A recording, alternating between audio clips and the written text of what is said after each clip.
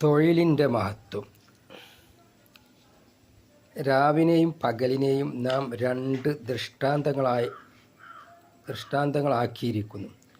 അങ്ങനെ രാത്രിയാകുന്ന ദൃഷ്ടാന്തത്തെ നാം മായ്ച്ചു കളയുകയും പകലാകുന്ന ദൃഷ്ടാന്തം പ്രകാശിക്കുന്നതാക്കുകയും ചെയ്തു. നിങ്ങളുടെ നാഥനിൽ നിന്നുള്ള അനുഗ്രഹം കൊണ്ട് നിങ്ങൾ ഉപജീവനമാർഗം നേടുന്നതിനു വേണ്ടിയും വർഷങ്ങളുടെ എണ്ണവും മറ്റും കണക്കുകളും നിങ്ങൾക്കറിയാൻ വേണ്ടിയും എല്ലാ കാര്യങ്ങളും നാം വിശദമാക്കുകയും ചെയ്തിരിക്കുന്നു. വിശുദ്ധ ഖുർആനിലെ 17-ാമത്തെ അധ്യായത്തിലെ 12-ാമത്തെ ആയത്ത് പഠിച്ചാൽ ഈ കാര്യം നിങ്ങൾക്ക് മനസ്സിലാക്കാം. രാത്രിയും പകലും നിങ്ങൾ ഉറങ്ങുന്നതും അവൻ്റെ അനുഗ്രഹത്തിൽ നിന്ന് നിങ്ങൾ ഉപജീവനം നടത്തുന്നതും അവൻ്റെ ദൃഷ്ടാന്തങ്ങളിൽപ്പെട്ടത് തന്നെയാണ്. ശ്രദ്ധിച്ചു കേൾക്കുന്ന ജനതയ്ക്ക് ഇതിൽ പല ദൃഷ്ടാന്തങ്ങളുമുണ്ട്. വിശുദ്ധ ഖുർആൻ 30-ാമത്തെ അധ്യായത്തിൽ 23. സന്തോഷ വാർത്ത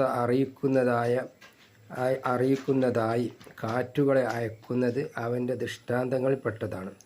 തൻ്റെ കാരുണ്യത്തിൽ നിന്ന് നിങ്ങളെ ആസ്വദിപ്പിക്കാനും തൻ്റെ കൽപ്പനയനുസരിച്ച് കപ്പലുകൾ ചരിക്കാനും അതുവഴി തൻ്റെ അനുഗ്രഹത്തിൽ നിങ്ങൾ ഉപജീവനം തേടാനും നിങ്ങൾ നന്ദി ചെയ്യാനും വേണ്ടി. വിശുദ്ധ ഖുർആൻ 30-ാമത്തെ അധ്യായം 46-ാമത്തെ ആയത്ത്. മഴയുടെ സൂചനയുമായി കാറ്റടിച്ചു വീശുന്നു, പിന്നീട് മഴ വർഷിക്കുന്നു. അങ്ങനെ അള്ളാഹുവിൻ്റെ കാരുണ്യം നാം ആസ്വദിക്കുന്നു. ഒരു വർഷം മഴ വർഷിക്കാതിരുന്നാലുള്ള സ്ഥിതി ഒന്നാലോചിച്ച് നോക്കൂ. മഴ എത്ര വലിയ കാരുണ്യമെന്ന് അപ്പോഴേ മനസ്സിലാവുകയുള്ളൂ. കപ്പലുകൾ വിശേഷിച്ചു.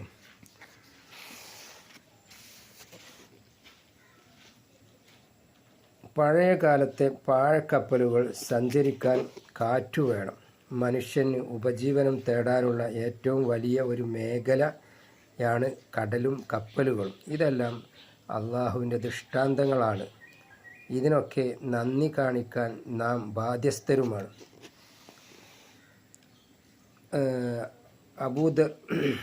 അബൂ ബർദത്തു ഇബ്നു ദീനാർ റളിയല്ലാഹു അൻഹുവിൽ നിന്ന്